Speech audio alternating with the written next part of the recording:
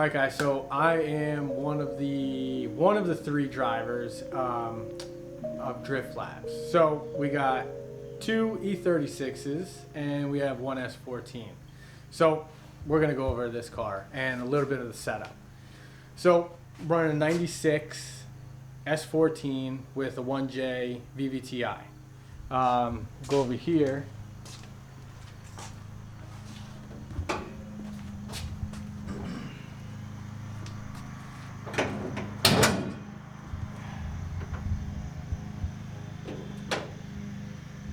And pretty much what we have here is a stock 1J VVTi. So like I said, it's a 1J VVTi.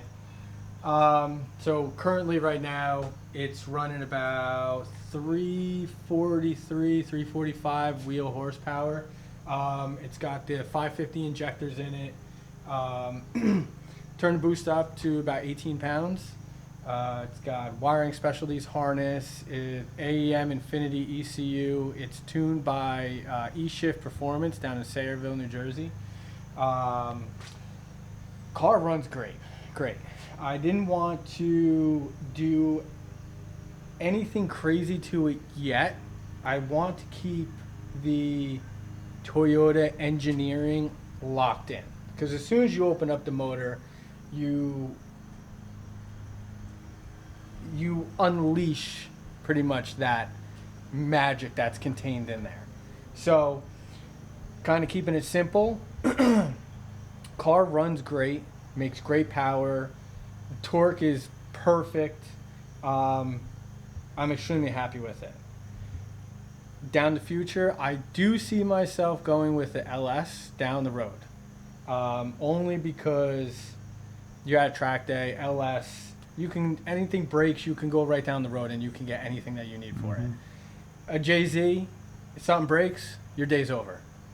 You got to order parts, it's going to take forever to get here, and it could just be a nightmare. So we'll run this as long as we can, but as soon as something pops or something happens, definitely going to LS. So yeah, pretty simple, but great. It's been super reliable. I romp on it like crazy, and it hasn't given me an issue yet, knock on wood. So it's got the R154 trans in it.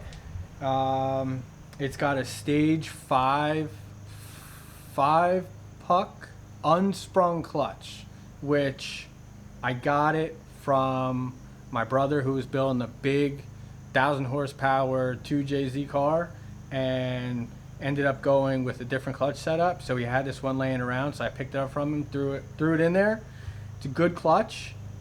The drivability is just thrown out the window. It is so hard to drive, but I make it work. So moving on to suspension, it's running all field suspension. Got CCW's 9.5-inch rims, running a Villain kit, which great kit. Have no issues with it, love it. It's more than enough angle for what we do with it. So running, like I said, CCW's 9.5-inch up front with a 245, which was a little hard to fit under there. It really was. I really had to lift the suspension up to get the clearance to what I needed in order not to rub or anything like that. But again, made it work.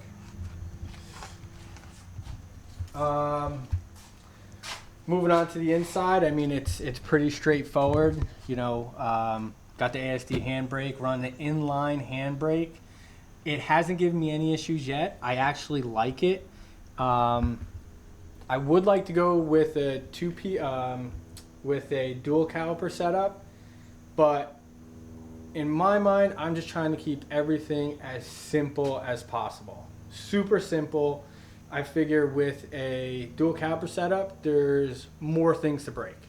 So keep it simple, just have fun. Moving to the back, again, field suspension. There's different rims on it right now. These are the CCWs that are typically on it, but tires are spent. These are spares. running 245s in the rear. The rear does its single solid piece drive shaft. Has a VLSD two-way diff in it. Good. All right, guys, we also got some merch too, right? We got drift banners, we got stickers, we got hoodies, we got shirts. Really trying to push this brand. You know, we're trying to make something out of this. We're putting in the work, so link in the bio. Go check it out. So front fenders, 55 mil front fenders, running a 2-inch spacer in the front. That's why it's hard to fit all that tire under there. Rears are 50 mil in the rear. Yeah, so going to the back of the car, running the rear bash bar. Thank God I had it, because we had a little incident last week at the track. We'll throw a clip in there for you. The other car wasn't too happy.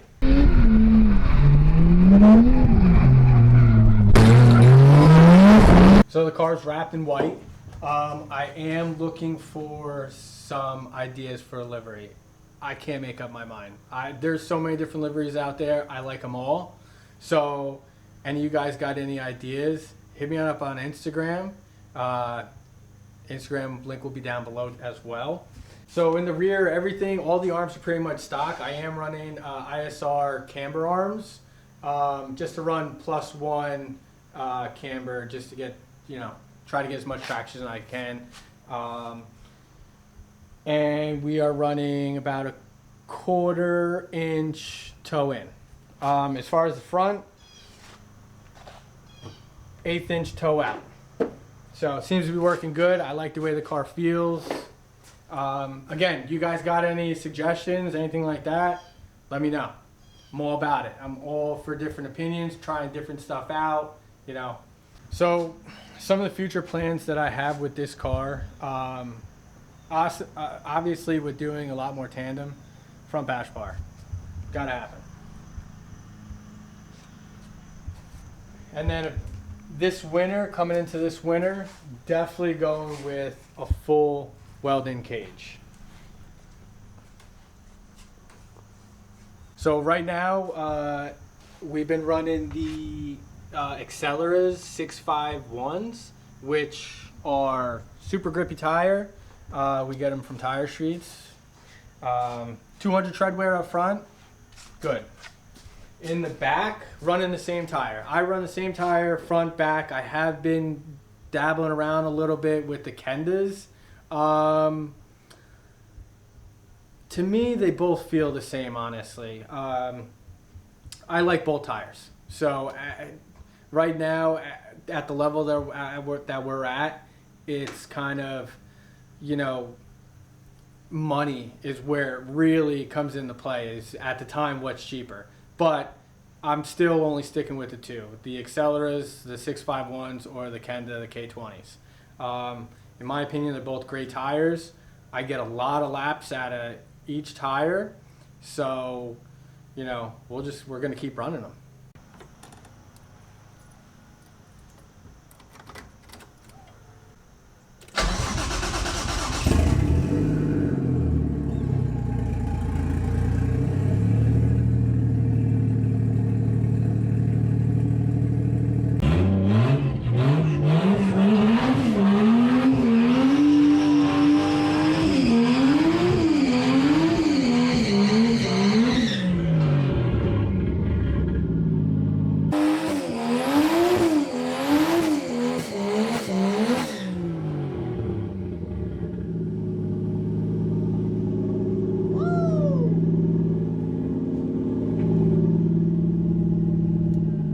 Alright guys, thanks for watching. We'll have another video out next week. We'll be up in Middletown, New York for the Clean Culture event. Like, subscribe, comment. Please comment. Let us know if what you guys want to see. If you guys like it, if you guys dislike it. And give us a thumbs up. Alright, thanks.